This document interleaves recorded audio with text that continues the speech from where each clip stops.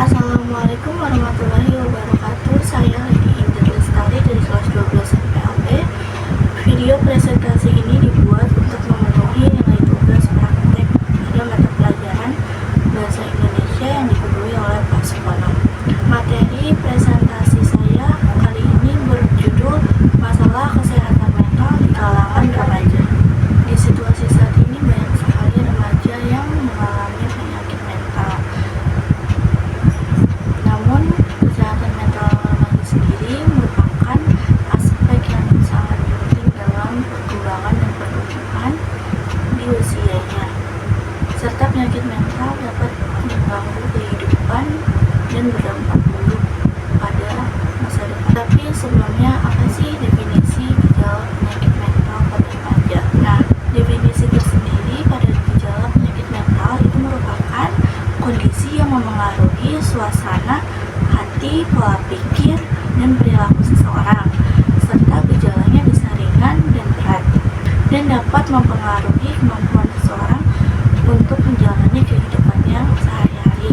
Ada loh gejala umum yang didapatkan dari penyakit mental itu sendiri, yaitu perubahan suasana hati yang ekstrim, kesulitan berkonsentrasi, menarik diri dari sosial, serta perubahan pola tidur yang tidak jelas, dan bisa menyebabkan perilaku yang berbahaya. Nah, karena tadi kita sudah membahas definisi dan gejala dari penyakit mental tersebut, maka sekarang kita akan membahas faktor-faktor penyebab masalah kesehatan mental pada remaja. Faktor pertama itu dapatkan dari tekanan akademik.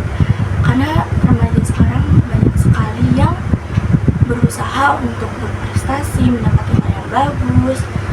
Karena dari itu menyebabkan persaingan yang tinggi dan ekspektasi yang tinggi dari internal maupun eksternal dalam dirinya sendiri, serta hal tersebut dapat menyebabkan stres dan gangguan kecemasan.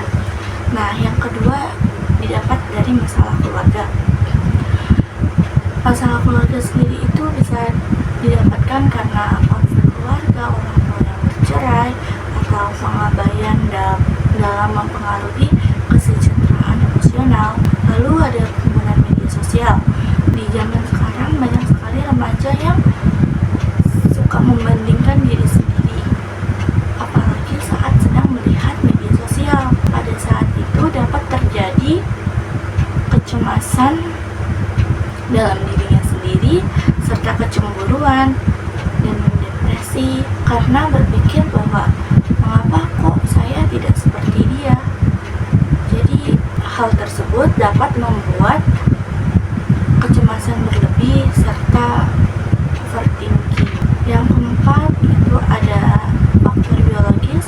Faktor biologis sendiri merupakan faktor genetik. Yang keempat itu ada faktor biologis. Faktor biologis sendiri merupakan faktor genetik di mana terdapat ketidakseimbangan kimiawi pada otaknya serta perubahan hormonal. Setelah kita mengetahui faktor-faktor apa saja yang dapat menyebabkan penyakit mental pada remaja, sekarang kita akan mengetahui jenis-jenis apa saja penyakit mental yang sering dialami pada remaja. Yang pertama ada depresi. Depresi sendiri adalah perasaan sedih yang berkepanjangan, serta kehilangan minat, perubahan pola tidur yang tidak jelas, dan perubahan emosional yang berubah-ubah, serta paling parah dapat menyakiti diri kita sendiri. Nah, yang kedua itu ada kecemasan. Kecemasan merupakan perasaan gugup, gelisah, dan takut akan sesuatu yang akan terjadi. Yang ketiga ada gangguan makan.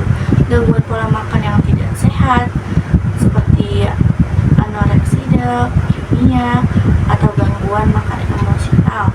Lalu yang keempat ada gangguan bipolar.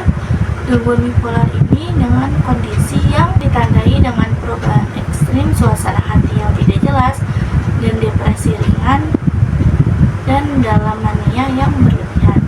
Lalu yang keempat ada gangguan bipolar.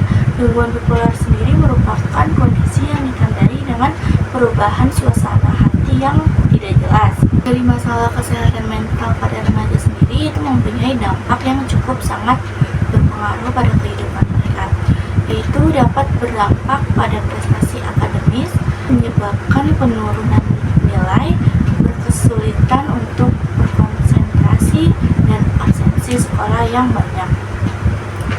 serta berdampak pada hubungan sosial, yaitu menarik diri dari teman, keluarga, ataupun lingkungan, serta kesulitan membangun hubungan yang baik interpersonal maupun antarpersonal. Lalu berdampak pada kesehatan fisik, mempengaruhi gangguan pola tidur yang tidak jelas, masalah pencernaan, serta melemahnya sistem kekebalan tubuh sehingga dapat gampang sakit. Lalu mempengaruhi masa depan. Kenapa mempengaruhi masa depan? Karena saat mental kita tidak baik-baik saja, kita dapat kesulitan untuk mencapai cita-cita dan keterbatasan dalam bekerja, dan dapat mempengaruhi kehidupan dewasa. Untuk itu kita dianjurkan untuk memiliki kesadaran dan penanganan dini pada penyakit mental. Apa saja sih penanganan diri untuk penyakit mental ini? Nah, yang pertama itu ada deteksi dini.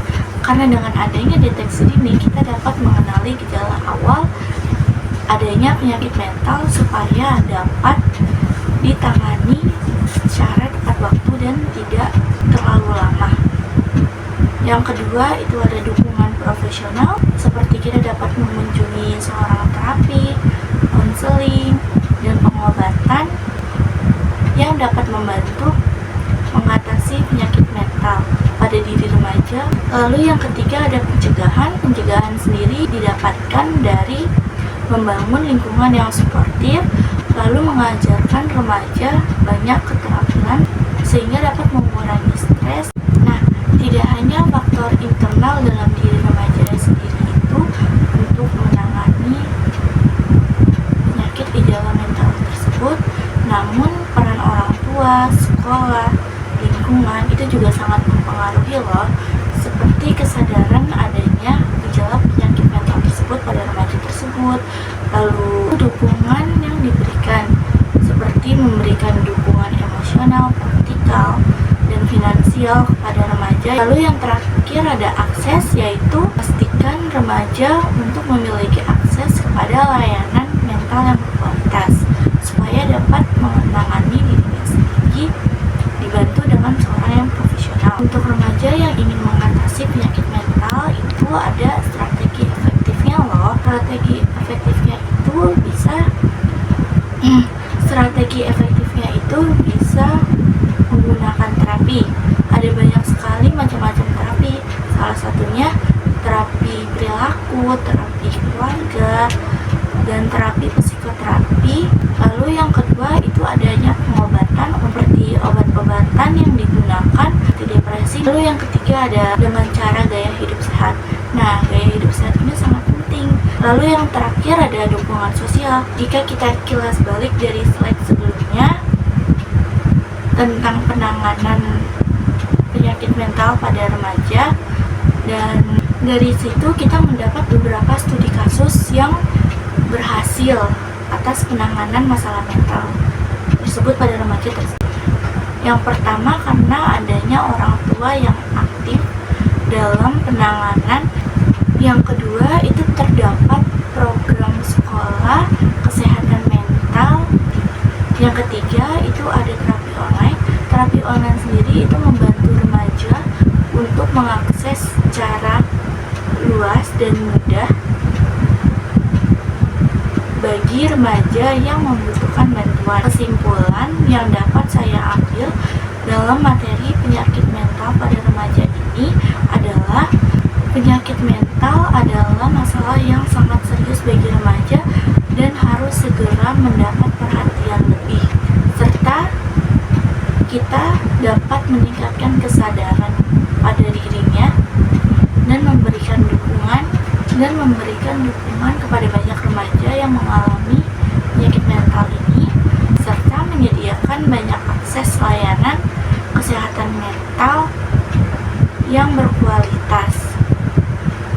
Baik, karena materi yang ingin saya sampaikan sudah tersampaikan, maka sekarang saya ingin mengucapkan terima kasih kepada Bapak Supono atas waktu dan perhatiannya.